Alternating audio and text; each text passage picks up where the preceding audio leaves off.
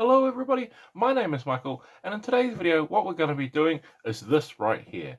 So if that looks interesting to you guys, please carry on and watch the video. And also one more thing before we get into the video, if you enjoy what I do here, please don't forget to leave a like, comment and subscribe. It really helps me out and lets me know you enjoy the video.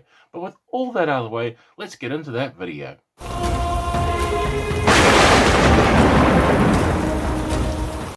Okay, so to start painting off our werewolf here, we're going to go in with a nice easy step, and for this one I'm going to be making a brown werewolf, as I have done a video in the past of painting up werewolf, but I made that more of a grey, a bluish grey. This one here I want to be a regular scruffy brown werewolf. So starting off with a nice deep brown here, making sure that I give a good overall coverage to everywhere where we want that skin and fur to be. So for this miniature here, because this werewolf has just transformed and has caused a lot of damage to its armor and clothing, we've got quite a lot to cover here, so don't be afraid to spend a little bit of time making sure that you get into every little nook and cranny with our base coat of brown. Then once we have that complete, what we're going to do is come in with a fur brown.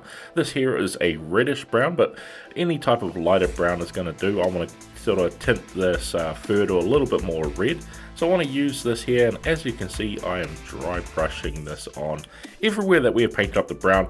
And because we use this as our first step, we don't need to worry about getting it anywhere we don't want it to. This is why I wanted to start off with this step first, so we can get this nice big messy step out of the way and make sure that we good full overall coverage of our dry brush here, really making sure that we get into all those areas. And especially since we're dry brushing it, it's gonna leave little streaks and little marks over all of those bigger flatter areas, and that's hopefully going to portray a little bit more like little tufts of fur that you can see at different angles. That's the theory behind it anyway. We'll see how it comes out.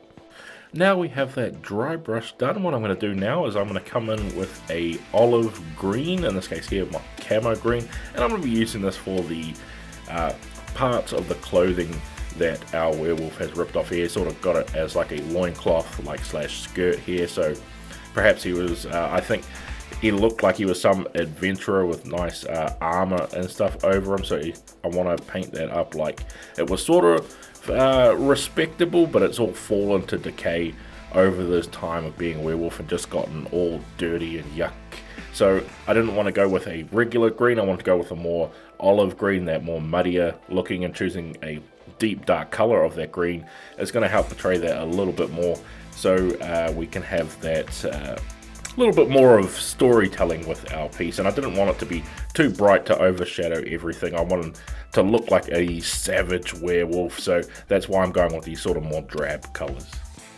Now we have that bit of tattered clothing done. Now I want to do the belt and some pouches that he has on the side of him, because like I said, he's clearly been a adventurer in the past that has transformed into this werewolf, and as so he's got this belt around him with a few pouches on here. So I'm just coming in with a base color here to do this, nice and easy. So I'm going with a like ochre yellow color here, just to play on our greens and browns. So we've got here, it's going to stand out quite nicely, but also tie in with all of the colors. But totally up to you what to do here. I just didn't want to go with another brown on here. I want to keep the brown to pretty much just the fur of our werewolf here. So it's the only sort of thing that's brown on here, so we can clearly tell him apart from everything else, so we don't get any of those parts, extra bits like the pouches that we have here mixed in and confused with him. I want each bit to stand out separately.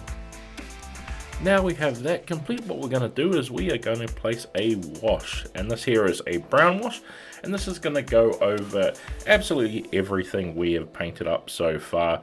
So the reason why I wanted to all work with these together before applying a wash here is because I wanted to just do it all at the same time, trying to save me some extra steps here. One thing to be aware of with our werewolf here, if you are painting a miniature like this that has a lot of fur all over him, is that it's going to pull in a lot of those areas.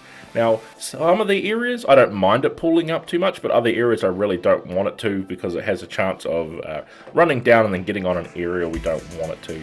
But one way, of course, by mitigating that is by doing all your washes at the same time, so it doesn't matter where it runs to. I can clean it up in later steps as I'm painting it. But also to is to give that effect of the nice deepness in the shadows there. So the areas where it does pull up a little bit more, I'm focusing more towards the bushier parts of our werewolf here, so it's going to seep deep into those recesses and hopefully stand out just that little bit more with the shadows. Now we have that wash completely dry, we can start moving on to some other areas. But before I do that, just before we get too far, I want to come back in with one more highlight. And this here is using the same highlight we used for our highlighting stage, except for now with the wash, tying it all together, what it's going to do is just punch all of the highest points back up just that little bit. As you can see, I've switched to a finer dry brush here, and I'm more stippling it on in those higher points, and it's also going to hopefully give us that little bit of texture.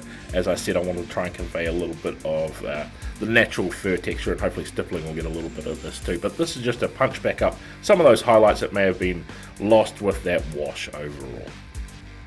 So now we've brought those highlights back in, what we're going to do now is come in with a slightly lighter green here, and this is to be doing the highlights on his tattered robes, skirt, whatever he has here that's all just been torn away from him as he's transformed into this werewolf, obviously by a little while ago, as it's sort of dangling off him and all torn up. And all I'm doing is just following the nice ridges that are on this part of the miniature here, giving it a good overall just skim with the tip of, or not the tip of my brush, I should say the edge of the tip of my brush. That's the best way to do highlights there, is by just skimming it along, and it gives you a more defined highlight there as you're just hitting it with the side of the brush rather than the tip. It gives you a lot more control.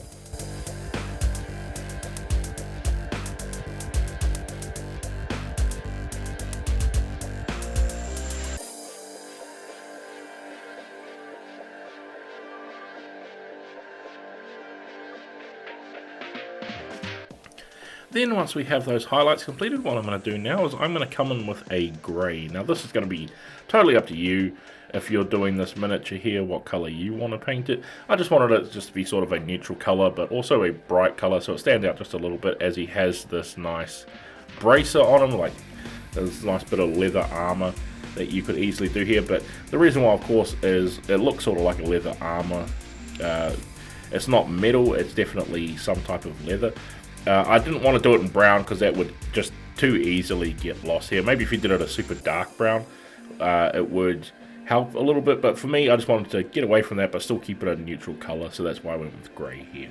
Then once we have that complete, what I'm going to do is come in with a metallic now. And this is going to be a gunmetal. This is sort of going to be your base metal color here. And I'm going to be using that to paint the scale mail that's all on him. But I'm going to make it scale mail anyway. I guess you could totally come up with whatever color you want to do here. I just want to keep it nice and traditional sort of scale mail, just regular plain old silver here. So just a matter of going around, making sure you get into all the little gaps, but not getting over anywhere that we've already painted up, to try and practice your brush control here, because you don't want to try and paint all over the areas we've already painted. So we want to try and save a little bit of time there. But don't forget to get underneath on his chest area as well there if you're painting up this miniature, as the scale mail goes all the way around his chest and his body. Then once you have all of that complete, we're going to come in now with a wash again, but this time it is going to be a black wash, and specifically I'm going to be going for that arm bracer that he has on him there, gauntlet, whatever you want to call it there, his bit of armor that he has on his hand, giving that a good coat of our black wash to just darken that down a bit. And of course I want to go over our scale mail here, black wash over any silver metallic color. It comes out really nice, and it really does, as you can see, immediately deepen all of those little parts where each one of those individual little scales overlap with one another, so it instantly brings out some definition. But of course, making sure that you have a control of this wash, because you don't want it to overspill to the areas we've already painted, so just keeping a little bit of an eye out there. Then once we have that completed, what I'm going to do now is I'm going to come in with a higher color of the metallic, so a brighter color. This here is a very shining silver, and I'm just going to pick out a bunch of these tips of the scale mail so they shine nicely in the light here, so focusing more on the upper areas. One thing I also wanted to mention too is I did paint up the werewolf's mouth, his teeth and his eyes, which I didn't manage to catch on camera. I was recording it, but because I was concentrating so much, it was completely out of focus and barely in the shot because his eyes are so small, and picking out all those teeth was such a job, and I was trying to focus and I just caught none of it on camera. So I just decided to leave that part out rather than have me showing basically my thumbs on the camera or some of my fingers and not seeing any of the miniature whatsoever. But just know that I did the teeth, the inner mouth and the eyes, which the eyes I did with a red and then a yellow dot in the middle to give them that savage look. So now we've painted all of that up, what we're going to do now is we're going to come in with a skin tone here, and that is because I am painting up the hand that this poor guy has had happen to him from this werewolf. So he's gotten a hand from somewhere that he's just torn off some poor innocent person. So we want to paint that up as well, and I'm going with a nice brighter skin tone here because I want to contrast it against the browns and all the dark colors we have on our werewolf. So going with a lighter skin tone here is going to really help make this part of the miniature pop.